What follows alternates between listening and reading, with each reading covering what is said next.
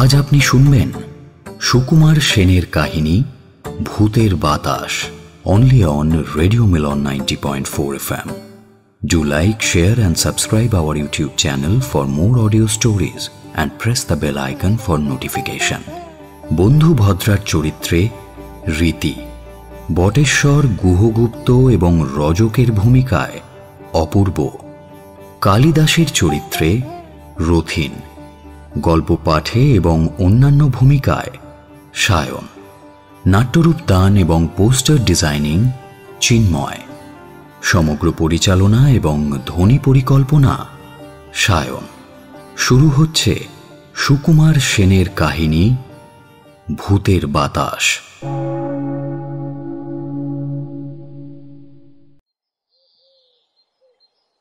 জরুরি তলব এসেছে মহামন্ত্রীর উপকারিকা থেকে। লোক এসেছে চিঠি নিয়ে পালকি সঙ্গে করে। চিঠিতে যা লেখা আছে তার মর্ম হল বিশেষ প্রয়োজন কালিদাসকে অবিলম্বে মহামন্ত্রীর ভবনে যেতে হবে। যদি মহাকবি যেতে না পারেন তবে মহামন্ত্রী তার কাছে আসবেন। আষাঢ়ান্ত দিনের পড়ন্ত বেলায় রোদের ঝাঁঝ কমেছে, তবে হাওয়া এখনো উত্তপ্ত। দ্বিরুক্তি না করে কালিদাস নরযানে চড়লেন। মন্ত্রীভবনে গিয়ে দেখলেন সব চুপচাপ। ভেতরের একটি কক্ষে মহামন্ত্রীর সাক্ষাৎ মিলল। তার কাছে বসে আছেন তাঁরই বয়সী এক সৌম্যকান্ত প্রবীণ পুরুষ। কালিদাসকে দেখে দুজনেই আসন ছেড়ে উঠে সৌজন্য দেখালেন। কালিদাস অঞ্জলি প্রণাম করলেন তাঁদের। সকলে আসন গ্রহণ করলেন ঠিকই, কিন্তু সবাই নীরব। নিস্তব্ধতা ভঙ্গ করলেন মহামন্ত্রী শারদানন্দ। কবি, তোমার সঙ্গে এনার একটু পরিচয় করিয়ে দিই। ইনি দক্ষিণ পূর্ব অপরান্ত প্রান্তের মহাসামন্তধিপতি ভাগভদ্রের এবং তাঁর মৃত্যুর পরে তাঁর কন্যা রানী বন্ধুভদ্রার মহামন্ত্রী ক্ষেমরক্ষিত। ইনি আমার সতীর্থ এবং বাল্য সুহৃদ। অনেক দিন পর দেখা হলো, তবে ইনি আমার সঙ্গে দেখা করতে আসেননি, এসেছেন তোমার সঙ্গে দেখা করার উদ্দেশ্যে। ক্ষেমরক্ষিতের দিকে চোখ রেখে হাত জোড় করে কালিদাস বললেন, বলুন, কি আপনার অভিপ্রায়? বড় জরুরি এবং গোপনীয় কথা, আপনাকে মন দিয়ে শুনতে হবে। মন দিতে সদাই প্রস্তুত, প্রাণ দিতে নয়। বলুন, কি বলবেন? শারদানন্দ ঘর থেকে বেরিয়ে যাওয়ার জন্য ওঠার উদ্যোগ করলেন। ক্ষেমরক্ষিত তাঁকে বললেন, তোমারও শোনা দরকার শারদা। মহাকবির কল্পনার সঙ্গে মহামন্ত্রীর মন্ত্রণার সংযোগ ঘটলে আমার সমস্যা সমাধান ত্বরান্বিত হতে পারে। ব্যাপার কি? ব্যাপার খুবই গুরুতর এবং কঠিন। ভাগভদ্রদেবের মৃত্যুর কয়েক বছর আগে একটি অজ্ঞাত কুলশীল কিশোরকে নিজের পার্শ্বচর করেছিলেন। ছেলেটি দেখতে শুনতে ভালো, বিনয়ী, সুশীল, লিখতে পড়তে ভালোই জানে, সর্বোপরি বিচক্ষণ। তা তিরোধানের কিছু আগে রাজা ছেলেটিকে জামাই করেন। ছেলেটির আগে কি নাম ছিল আমি জানি না, তবে ভাগভদ্রদেব তাকে গুহগুপ্ত বলে ডাকতেন। এই নামেই সে এখন রাজকন্যার হয়ে কাজকর্ম চালাচ্ছে। রাজকর্মে তার কিছু গাফিলতি দেখেছেন? বিন্দুমাত্র না। আমার সাধারণ তত্ত্বাবধানে সব কাজ আগেকার বুড়ো রাজার দিনের মতোই স্বচ্ছন্দে চলছে। তবে বিবাহ সূত্রে রাজ অধিকার পাওয়ার পর, মানে কিছুকাল পর থেকে গুহগুপ্তের আচরণে মাঝে মাঝে কেমন যেন অদ্ভুত বৈলক্ষণ ঘটছে। সেটা কিরকম? কোনো ঠিক ঠিকানা কিছু নেই। মাঝে মাঝে ঘুমোতে ঘুমোতে জামাতা বাবাজি হঠাৎ জেগে উঠে রাজকন্যা পত্নীর পিঠে 2 হাত মুঠো করে কিল মারতে থাকে, আর কেমন যেন ফোঁস ফোঁস করে শব্দ করে। রাজকন্যার চিৎকারে তার জ্ঞান ফিরে আসে এবং তখন সে লজ্জিত হয়ে পত্নীর পায়ে পড়ে ক্ষমা ভিক্ষা করতে যায়। কিন্তু ব্যাপারটা অনিয়মিত হলেও বারবার ঘটে চলেছে। বাধ্য হয়ে রাজকন্যাকে স্বতন্ত্র শয়নকক্ষে আশ্রয় নিতে হয়েছে এবং তাতেই এই ঘটনার লোক জানাজানি হওয়ার আশঙ্কা বেড়ে গেছে। প্রতিকারের কোনো চেষ্টা করেননি? তা তো বিস্তর করা হয়েছে। রাজকন্যা চিকিৎসার অথবা ঝাড়ফুঁকের কথা উত্থাপন করলে গুহগুপ্ত বলে, তুমি যদি এ ব্যাপারে বিন্দু বিসর্গ কাউকে বলো তবে আমি জলে ঝাঁপ দেব। আসল কথা কি, মেয়ে আমাদের জামাইকে অত্যন্ত ভালোবাসে। জামাইও মেয়েকে ছেড়ে থাকতে চায় না। রাজ্যের ভার নিয়ে বসে আছি, এবারে এই ভার আমাকে তো দিনে দিনে একেবারে পিষে ফেলছে। কিছু করার কোনো হদিশই পাচ্ছি নে। তারপর এই সেদিন হঠাৎ কেন জানি না আপনার কথা মনে হলো। আপনার কণ্ঠে আর হৃদয়ে সরস্বতীর অবস্থান। আমার হয়তো একটা উপায় আপনি বলে দিতে পারেন। এই রকম ভাবনা চিন্তা করে আপনাদের কাছে এসেছি। যা হয় একটা উপায় করে দিতেই হবে। ছেলেটিকে যিনি দিয়েছিলেন তার খোঁজ খবর করেছিলেন? দিয়েছিলেন এক বড় সাধু, বিদর্ভের এক বিখ্যাত শৈব মঠের আচার্য। তিনি কোনো কোনো বছর আমাদের দেবকুল সংলগ্ন অতিথিশালায় চাতুর্মাস্যা করতেন। তা সেই রকমই এক চাতুর্মাস্যে ছেলেটিকে সঙ্গে করে এনেছিলেন। তিনি বেঁচে আছেন কিনা জানি না, অবশ্য খোঁজ খবর নিতে পারতুম, কিন্তু ওই জানাজানির ভয়ে আমাদের মুখ হাত পা সব বন্ধ। তাই আপনাদের শরণাপন্ন হয়েছি। একটা বিহিতের করে দিতেই হবে। কালিদাস চুপ করে খানিকক্ষণ ভাবলেন, তারপর বললেন, আপনাদের কন্যারানীর সঙ্গে আমার কিছু কথা হতে পারলে তবে আমি বুঝতে পারতুম আমি এ বিষয়ে কিছু করতে পারবো কিনা। সেটা কি সম্ভব হবে? সম্ভব করতেই হবে। কন্যা রানীকে তো আর এখানে আনা যাবে না। আপনি কবে যেতে পারবেন বলুন? আমি আজ ভোরেই রওনা দিচ্ছি। 16 সাঙের নারায়ণ হলে 5 দিনের মধ্যেই পৌঁছে যাবেন। পথের সব ব্যবস্থা আমরা দুজনে করে দেবো খুনি। বেশ, আমি তাহলে 10 দিন বাদে যাত্রা করব। কাউকে কিচ্ছু বলবেন না। আমি আপনার বাড়িতে গিয়ে উঠব অতিথি ব্রাহ্মণ পণ্ডিত হয়ে। তারপর যা করতে হবে আমি সেখানে গিয়েই বলবো। এরপর কিছুক্ষণ গল্পগুজব করে কালিদাস বিদায় নিলেন। সেদিনের কথাবার্তার ঠিক 1 পক্ষকাল পরে সন্ধ্যার দিকে কালিদাস এসে পৌঁছলেন ভাগভদ্রের রাজধানী ভদ্রাবতীতে। সোজা উঠলেন গিয়ে মন্ত্রী ক্ষেমরক্ষিতের আবাসে। 2টি কারণে মনুষ্যবাহ যান কালিদাস পছন্দ করতেন না। প্রথমত, পশুবৎ বাহনগিরিতে মানুষের নিয়োগ তিনি পাপতুল্য অপরাধ বলে মনে করতেন। দ্বিতীয়ত, তিনি মনে করতেন এ জানে গমনাগমন মেয়েদেরই শোভা পায়, কিন্তু অন্য কোনো উপায়ে এত তাড়াতাড়ি আসা যেত না বলেই কালিদাস পালকি আশ্রয় করেছিলেন। পথে অসুবিধে কিছু হয়নি। বেশ শুয়ে বসে দেখতে দেখতে এসেছেন তিনি। এসে ভালোই লাগছে। ছোট্ট নদীর তীরে ঘেরা বাগানের মধ্যে মন্ত্রী মহাশয়ের আবাস। কয়েক বছর পরে উজ্জয়িনী থেকে দূরে এসে কালিদাসের মন যেন নবীন হয়ে উঠল। সকালে ক্ষেমরক্ষিত 1 ঘটি জিরান কাঠের খেজুর রস এনে দিলেন তাকে। তা পান করে মহাকবির মনে হল তিনি যেন ছেলেবেলার দিনে পৌঁছে গেছেন। মধ্যাহ্ন ভোজের পর কালিদাস বললেন, কন্যারানীর সাথে এবার সাক্ষাৎ ঘটিয়ে দিন।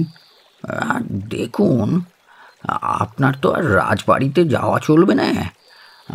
কোনো অছিলায় তাকে আমার এখানে আনতে হবে। তবে একটা কথা মনে রাখবেন, আপনার পরিচয় কিন্তু প্রকাশ করা চলবে না। হ্যাঁ, এখন কি করা যায় সেইটি ভাবছি। আপনি বরং বাড়ির মধ্যে জিজ্ঞাসা করে আসুন, ওনারা ঠিক পরামর্শ দিতে পারবেন। ঠিক ঠিক ঠিক, তবে তাই যাই, দেখে আসি।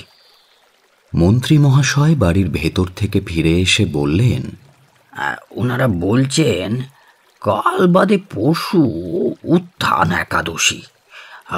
আপনার আগমনকে উপলক্ষ করে ওই দিন একটু ভোজন অনুষ্ঠানের আয়োজন করে কন্যা রানীকে আমন্ত্রণ করলে ওনার এখানে আসা সহজ হবে। রাজবাড়িতে এখন এসব অনুষ্ঠান আর হয় না, তবে বন্ধুভদ্রা এসব ভালোবাসেন। সে মন্দ নয়, তবে আমার পরিচয় যেন বাইরে ফাঁস না হয়। এমনকি আমি যে বিক্রমাদিত্যের রাজধানী থেকে আসছি, এই সন্দেহ যেন কারো মনে প্রশ্রয় না পায়। না না না না না না, সে বিষয়ে আপনি একেবারে নিশ্চিন্ত থাকুন। উত্থান একাদশী পর্বের ব্রাহ্মণ ভোজন উপলক্ষে কন্যারানী বন্ধুভদ্রা এসেছেন মন্ত্রী মহাশয়ের ভবনে, একটি বিশ্বস্ত দাসীকে সঙ্গে নিয়ে। রন্ধনমহলে তখন মেয়েরা ভিড় করেছে আর দাসীরা তখন আনাজ কুটতে ব্যস্ত। এমন সময় ক্ষেমরক্ষিত অন্যের অলক্ষ্যে কালিদাস যে ঘরে বসেছিলেন, কন্যারানীকে সেই ঘরে নিয়ে এলেন। পরিচয় দিলে কন্যারানী আনন্দ বিস্ময়ে উদ্ভাসিত হয়ে কালিদাসকে প্রণাম করতে গেলেন, কিন্তু কালিদাস তাকে থামিয়ে দিলেন। বললেন, হয়েছে হয়েছে, আমি আশীর্বাদ করছি তোমার মনের কালি মুছে যাক। বসো, তোমার সঙ্গে কথা আছে। ক্ষেমরক্ষিত ঘর থেকে বেরিয়ে যাওয়ার উপক্রম করতেই কালিদাস তাকে নিষেধ করলেন। আপনি যাবেন না। তারপর কন্যারানীর দিকে চেয়ে বললেন, তোমার কষ্টের কথা শুনে প্রতিকারের চেষ্টায় এসেছি। কোনো আশঙ্কা না করে আমার প্রশ্নের ঠিক ঠিক উত্তর দিতে হবে। বলুন। তোমার উত্তরের ওপরই কিন্তু প্রতিকারের ব্যবস্থা নির্ভর করছে। আপনাদের দুজনের কাছে আমার গোপন করার কিছুই নেই। কতদিন হলো জামাই বাবাজির স্বপ্নাভিযান শুরু হয়েছে? তা প্রায় মাস 8 হলো। কদিন অন্তর অন্তর হয়? ঠিক নেই, তবে মাসে 3-4 বার তো বটেই। প্রথম যে রাত্রে আরম্ভ হয় সেদিন বাবাজি কোনো বিশেষ কিছু খাদ্য খেয়েছিলেন বা কোথাও গেছিলেন কি? বিশেষ কিছু খাদ্য পানীয় বা ওষুধ খাননি বলেই মনে হয়। তবে বিকেল বেলায় পল্লী অঞ্চলে বেড়াতে গেছিলেন, ফিরতে সন্ধে পেরিয়ে গেছিল। আচ্ছা বলো তো, প্রথম দিনের আঘাত কি রকমের বা কি ভাবের ছিল? অর্থাৎ চড়চাপ্পড় না কিলঘুষি না আঁচড় কামড়? 2 হাতে জোড়া কিলের আছাড় চলছে তো চলেইছে। হঠাৎ ঘুম ভেঙে আমি হতচকিত ও জর্জরিত। আমার চিৎকারে ওনার হুঁশ হলো। অমনি বালিশে মুখ গুঁজে শুয়ে পড়লেন। কিছুতেই আর সাড়া দিলেন না। যতবার ঘটেছে ঠিক এইরকমই। প্রতিকারের কথা তুলতে গেলে আত্মঘাতী হতে চান, কিন্তু প্রতিকার না হলে আমি বাঁচি কি করে? প্রহারের সময় কোনো রকম শব্দ করেন কি? হ্যাঁ, আর কিছু নয়, শুধু ওই ফোঁস ফোঁস শব্দ করে। যতক্ষণ কিলাছাড় চলতে থাকে ততক্ষণ।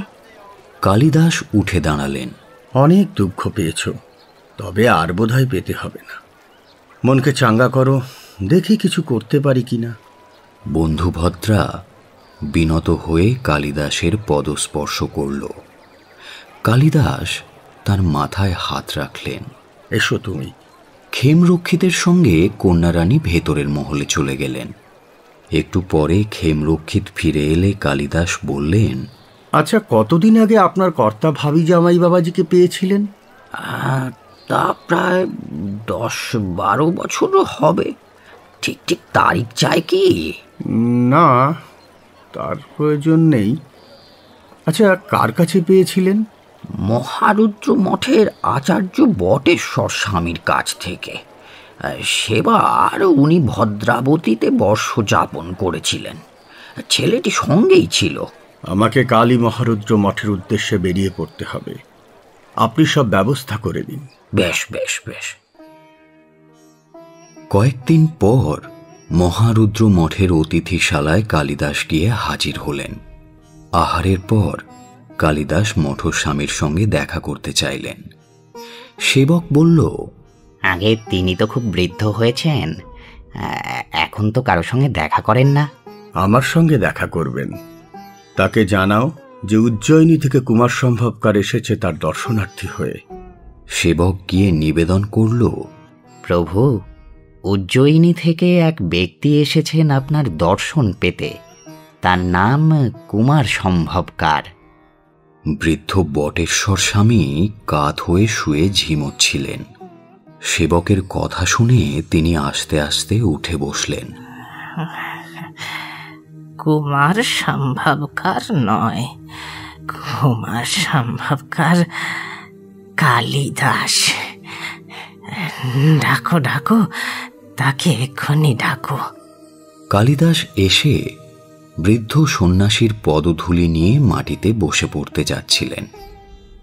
বটেশ্বর স্বামীর ব্যগ্র ইঙ্গিতে তার বিছানার প্রান্তে বসলেন। স্বামী তাঁর হাত দুটো ধরে বললেন, আদেয়ম আশিত ত্রয়ম এব ভূপংক্তা শশিপ্রভং ছত্রম উভে চ চামরে। বৃদ্ধ সন্ন্যাসীর এই কথা শুনে কালিদাসের চোখ ছলছল করে উঠল। আমার লেখনী ধারণ সার্থক হয়েছে, আজ তা বুঝলুম। উজ্জয়িনীর কথা, মহাকালের কথা, মহারাজাধিরাজ বিক্রমাদিত্যের কথা ইত্যাদি নানা কথার পর বটেশ্বর স্বামী জিজ্ঞেস করলেন, বিশেষ কি হেতু আগমন, সে কথা বলুন। তুচ্ছ সামান্য জ্ঞাতব্য কিছু উপলক্ষ করে আপনার দর্শনে নিজেকে ধন্য করতে এসেছি। আজ যখন অনায়াসে আপনার দর্শন পেয়েছি, তখন তুচ্ছ জ্ঞাতব্যের কথা ভাবি না, ও এমনিই পাবো। না না, বলুন, লজ্জা বা বিনয় করবেন না। জ্ঞান হলো জিজ্ঞাসা বৃক্ষের ফল। ভালো সে ফল কুড়িয়ে পাওয়া যায় না, গাছ থেকে পেড়ে নিতে হয়। মনু মহারাজের সাবধান বাণী জানেন তো, না পৃষ্ঠ কস্যচিদ ব্রুয়াত। আমিও অন্যায় প্রশ্ন করব না। আচ্ছা, আপনার কখনো কোনো রজক জাতীয় বালক অনুচর ছিল?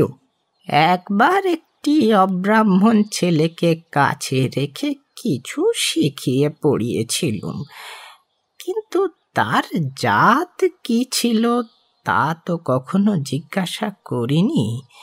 তার নাম ছিল গজানন। আমি পাল্টে রেখেছিলুম সরানন। চেহারা ভালো ছিল, রাজপুত্রের মতো। বুদ্ধিশুদ্ধিও খুব ধারালো ছিল, তবে সে ব্রাহ্মণ নয়, তাকে সন্ন্যাস দেওয়া যেত না, তাই তাকে শাস্ত্রগ্রন্থ পড়াইনি। কাব্য এবং নীতিশাস্ত্রে বেশ পড়াশুনো করেছিল আমার কাছে। কোথায় পেয়েছিলেন ওকে? গোদাবরীর ধারে বাকাটক গ্রামে আজীবিকদের জন্য নির্মিত প্রাচীন গুহায় আমি একবার চাতুর্মাস্য যাপন করেছিলুম। ছেলেটি রোজ দুপুর বেলায় আমার কাছে এসে চুপ করে বসে কথা শুনত। সূর্যাস্ত হবার আগেই সে উঠে যেত। দুপুর বেলায় আর কেউ না থাকলে আমি তাকে বর্ণমালা শেখাতে প্রবৃত্ত হতুম। 4 মাস শেষ হবার আগেই সে সব অক্ষর চিনে গেল।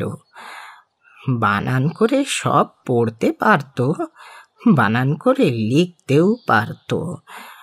তাই আমার চলার সময় হলে সে যখন ম্লান মুখ করে আমাকে বলল আমার সঙ্গে সে যাবে, তখন আমি মন কঠিন করে তাকে না বলতে পারিনি। আমি জানতুম তার বাপ মা কেউ ছিল না, হয়তো তাকে সঙ্গে এনে ভুল কিছু করিনি। সে মানুষ হয়েছে রাজ সহচর, কিন্তু হঠাৎ তার কথা কেন? না না, তার কিছু হয়নি, সে ভালোই আছে। রাজা তাকে জামাতা করেছিলেন। রাজার মৃত্যু হয়েছে, আপনার সরানন এখন রাজকন্যার স্বামী ও প্রতিনিধি হয়ে রাজ্য শাসন করছেন। ওনাদের মন্ত্রী ক্ষেমরক্ষিত জামাতা রাজার অজ্ঞাত কুলশীলত্ব ঘোচাতে চাইছেন ওর পূর্বপুরুষদের সন্ধান করে। এখন বংশ নিয়ে নাড়াচাড়া করলে কি হবে? যা ঘটার তা তো ঘটেই গেছে। এখন আপনার হাত, যদি আর একটি বংশ বা সম্ভব কাব্য লিখে দেন, তবে জামাতা বাবাজির কুলগৌরব 7 তাল ছাড়িয়ে যাবে।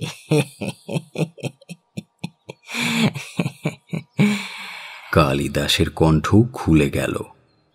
পাশের ঘর থেকে সেবক উঁকি মারল ব্যাপার কি দেখতে। তারপর আরও 7-5 কথা হলো।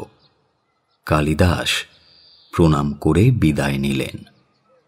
বৃদ্ধ সন্ন্যাসী তার মাথায় হাত দিয়ে বেদ মন্ত্র পড়ে আশীর্বাদ করলেন। সুগাতে সুপথা কৃণু পূষণন ইহা কৃতা বিদা। অতিথিশালায় রাত কাটিয়ে ভোর হতেই কালিদাস বেরিয়ে পড়লেন। উজ্জয়িনীতে প্রত্যাগমন করে কালিদাস তখনই ডাক দিলেন বেতাল ভট্টকে। আজ্ঞা করুন আচার্য। আজই তোমাকে একটা ব্যাপারে খুঁজে বেরোতে হবে। বলুন। বিদর্ভে প্রতিষ্ঠানপুরের অনতিদূরে এক বিখ্যাত শৈব মঠ আছে মহারুদ্র নামে। সেখানকার বৃদ্ধ আচার্য বছর 10 আগে বাকাটক গ্রামে আজীবিকদের প্রাচীন গুহাগৃহে বর্ষা চাতুর্মাস্য করেছিলেন। গ্রামটি গোদাবরীর সন্নিকটে, আজীবিক গুহা নদী তীরে। তুমি ওই গ্রামে গিয়ে খোঁজ নেবে কোনো একটি সুদর্শন বালক, জাতি ব্রাহ্মণ নয়, পেশা সম্ভবত রজকের, সেই বৃদ্ধ সাধুর সঙ্গে বিবাকী হয়ে গ্রাম ত্যাগ করেছিল কিনা। যদি সেখানে অথবা অন্য কোনোখানে ওই রকম কোনো গ্রামে ওইভাবে বিবাগী হওয়া কোনো ছেলের সন্ধান পাও, তবে তার খুঁটিনাটি সব বিবরণ অবিলম্বে আমাকে এনে দেবে। এ ব্যবহার কৌশলের কাজ অন্য কারো দ্বারা সম্ভব নয়। তুমি না পারলে আমাকেই বেরোতে হবে। না না, আপনি কিছু ভাববেন না, আমি ঠিক খবর নিয়ে আসব। তবে সাবধান, কোনো রকম কারো মনে যেন সন্দেহ না হয় তুমি চরবৃত্তি করছো। অতি গোপন ব্যাপার, মরণ বাচনের সূক্ষ্ম সমস্যা। আপনি নিশ্চিন্তে থাকুন আচার্য, পক্ষকালও লাগবে না, খবর আমি ঠিক এনে দেব। শিবাস্তে পন্থানুসন্তু।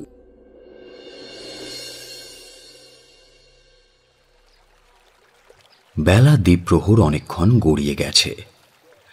গোদাবরী তটস্থ গুহাবাসের দ্বারে বসে এক দীর্ঘকায় বলবান পরিব্রাজক চেয়ে রয়েছেন অনতি দূরে এক রজকের বস্ত্র ধাবন কার্যের দিকে।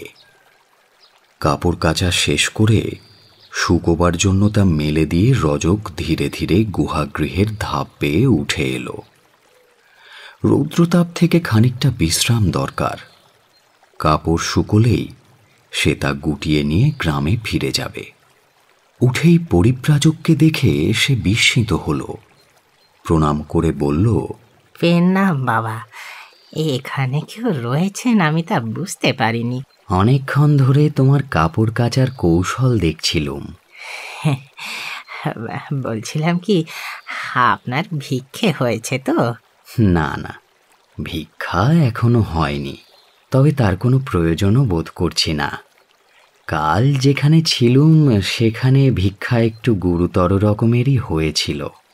তাহা কি করে হয় বলুন? আমাদের গ্রামে এসে সাধু বাবাজি উপবাসী থাকবেন, আপনি গ্রামের দিকে যান, এখনো সব গৃহস্থের হেঁসেলের পাট ওঠেনি।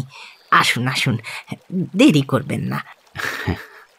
শরীর বড় ভার ঠেকছে, উঠতে ঠিক ইচ্ছে করছে না। তোমার সঙ্গে কথা কইলে বোধ হয় শরীরটা একটু ঝরঝরে হবে। আমার একটু বকমবাই আছে, বুঝলে না? কথাবার্তার মানুষ পেলে আর কিছুই চাই না। আচ্ছা, তোমাদের এখানে কতকালের বাস? আগে আমি শ্বশুর বাড়িতে থাকি, এসেছি 10-20 বছর হলো। আমার শ্বশুর গোষ্ঠীর বাস এখানে অনেক পুরুষের। আচ্ছা, আমি বুঝলে 8-10 বছর আগে এখানে একবার এসে 2-1 দিন কাটিয়ে গিয়েছিলাম। তখন দেখেছিলুম একটি সুশ্রী ছেলে এইখানে এসে কাপড় কাচত। তাকে চেনো? আগে খুব চিনতুম, গজানন। আমার শ্বশুরদের জ্ঞাতি ছিল যে। সে আছে এখনো? সে এক সন্ন্যাসীর পাল্লায় পড়ে ঘর দুয়ার ছেড়ে বিবাগী হয়ে গেছে, অনেক দিন হলো। তাই নাকি?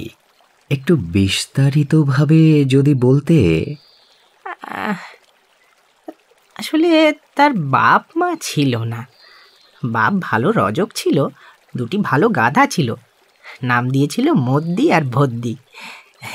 বাপ মারা যেতে সে গাধা 2টিকে পালন করত, অল্প স্বল্প কাপড় কাচার কাজও করত। কিন্তু কি জানি কি হলো, ঘরে চাবি তালা মেরে মদ্দি ভদ্দি তার এক জ্ঞাতি খুড়োকে দিয়ে সন্ন্যাসী বাবার চেলা বনে দেশ ছেড়ে চলে গেল। কোথায় গেল কে জানে। তাকে আমি দেখেছি, সকলেই তাকে পছন্দ করত। তার ভিটেতে এখনো কাঁধ খাড়া রয়েছে, তবে চালে খড় নেই। যদি কখনো ফিরে আসে এই ভেবে আমরা সে ভিটে কাউকে দখল করতে দিইনি। বেতাল ভট্ট অন্য কথা পারলেন। বেলা পড়ে এসেছে। লোকটি বলল, এইবার তাহলে উঠি, কাপড় চোপড়গুলো জড়ো করে বাড়ি যাই। আপনার জন্য কিছু ভিক্ষে এনে দেব। ব্যস্ত হয়েও না, একদিন কিছু না খেলে আমার শরীর ভালোই থাকবে। মনে রেখো, আমি একজন ভিক্ষুক, দরকার হলে চাইতে আমার লজ্জা নেই। না না না না, তা হবে না। সে উঠে গেল। দণ্ড 4-5 পরে আবার ফিরে এলো। তার এক হাতে এক ছড়া পুষ্ট পাকা কলা আর অন্য হাতে একটা ছোট ভাঁড়, তাতে কিঞ্চিত গুড়। কলা ছড়া আর গুড়ের ভাঁড় নামিয়ে রেখে লোকটি বলল, দিন দিন, আপনার কমণ্ডলুটা দিন, নদী থেকে জল এনে দিই। আপনি হাত পা ধুয়ে এসে কিঞ্চিত জলযোগ করুন, এখনো সূর্য ডোবেনি। লোকটির বোধ হয় জৈন সাধুদের আচরণ জানা ছিল। আহারের পরে সে পরিব্রাজককে বলল, একটু বাইরে এসে দাঁড়াবেন। সে একটা গাছের ডাল এনে গুহাকক্ষটির মেঝে খানিকটা সাফ করে দিল। ব্যাস, এইবার এখানে আঁচল পেতে গড়িয়ে নিতে পারেন। তারপর প্রণাম করে সে বিদায় নিল। পেন নাম হই বাবা, আসি। পরিব্রাজক তাকে আশীর্বাদ করলেন। তোমার ভালো হোক। কাজ মোটামুটি সফল হয়েছে। বেতালের মন এখন উজ্জয়িনীতে ফিরতে উদ্গ্রীব, অথচ এখানে রাত না কাটিয়ে ফেরার কোনো উপায় নেই। লোকটি যেমন ব্যস্তবাগীশ, হয়তো মাঝরাত্রিতে খেয়াল বসে বাবাজি কেমন আছে জানতে এসে পড়তে পারে। তখন আবার তাকে না দেখতে পেলে সন্দেহ করবে, ভাববে হয়তো চোর ছ্যাঁচোর। রাতটা বরং এখানেই কাটানো যাক।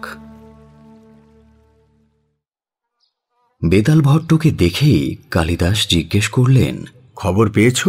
সহাস্য বদনে বেতাল ঘাড় নেড়ে জানালো, খবর মিলেছে। তার সব কথা কালিদাস মন দিয়ে শুনলেন। তারপর বললেন, বেশ, তোমার ছুটি হলো, বিকেলের দিকে অগ্নি শর্মাকে একবার পাঠিয়ে দিও তো।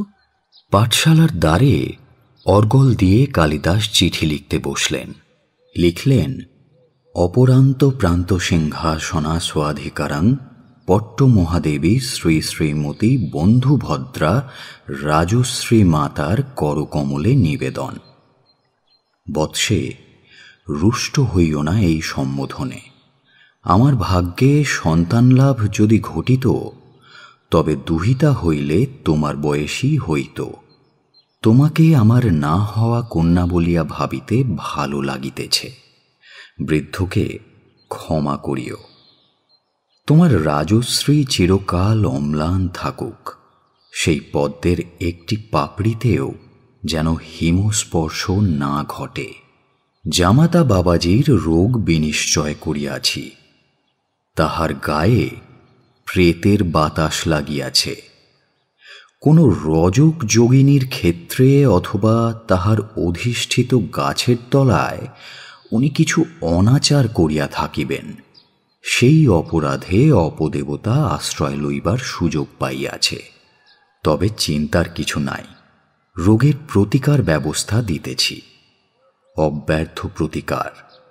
মনে মনে এই মন্ত্রটি অভ্যাস করিয়া রাখিবে।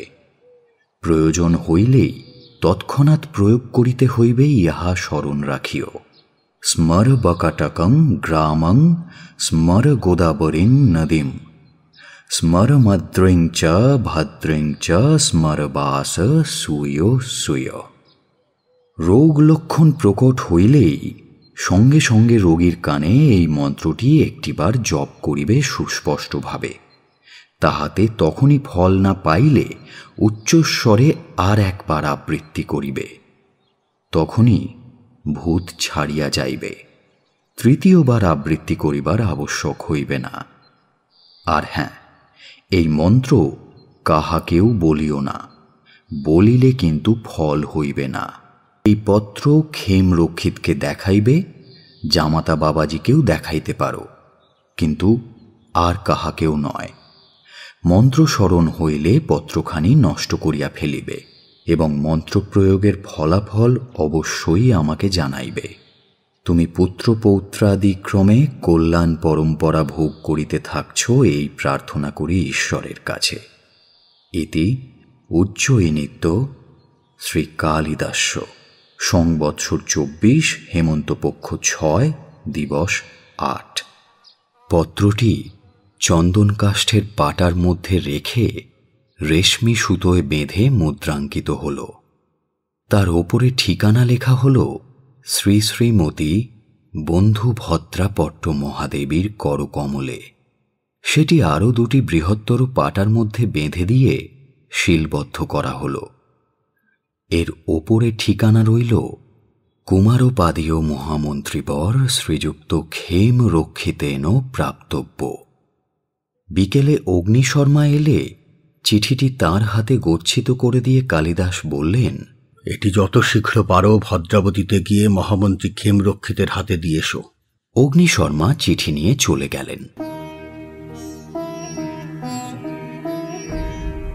মন্ত্র বলে বলিয়সী কন্যা রানী এখন সাহস করে পতির শয্যা সঙ্গিনী হয়েছেন। রাত্রিতে ঘুমোবার আগে রোজই মনে একটু চাঞ্চল্য আসে তাঁর। না জানি আজ রাতে কি কাণ্ডটাই ঘটে। একদিন ঘটে গেল গুহগুপ্তের রোগের প্রকাশ। বন্ধুভদ্রা প্রহার উপেক্ষা করে স্বামীর কানের কাছে অনুচ্চ কণ্ঠে স্পষ্ট উচ্চারণ করে মন্ত্র পড়লেন।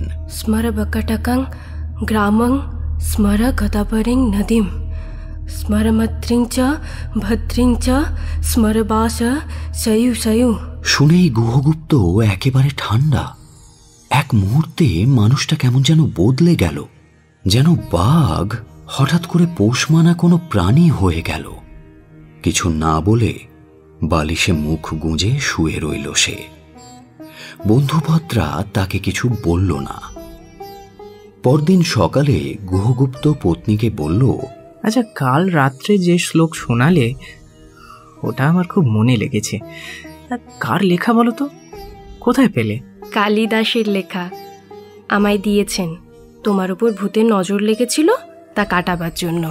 জোর হাত কপালে ঠেকিয়ে গুহগুপ্ত বলল, লোকে ঠিকই বলে, জিহ্বা গৃহস্য সরস্বতী। আর ও কথা ভুলে যাও।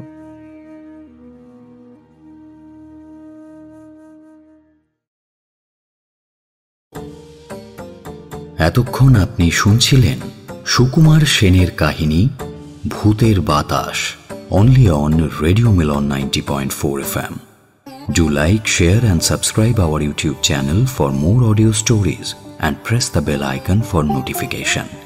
বন্ধু ভদ্রার চরিত্রে রীতি, বটেশ্বর, গুহগুপ্ত এবং রজকের ভূমিকায় অপূর্ব, কালিদাসের চরিত্রে রথিন, গল্প পাঠে এবং অন্যান্য ভূমিকায় সায়ন, নাট্যরূপ দান এবং পোস্টার ডিজাইনিং চিন্ময়, সমগ্র পরিচালনা এবং ধ্বনি পরিকল্পনা সায়ন। আগামী সপ্তাহে আরও একটি নতুন গল্প নিয়ে হাজির হব আমরা। শুনতে থাকুন রেডিও মিলন 90.4 FM।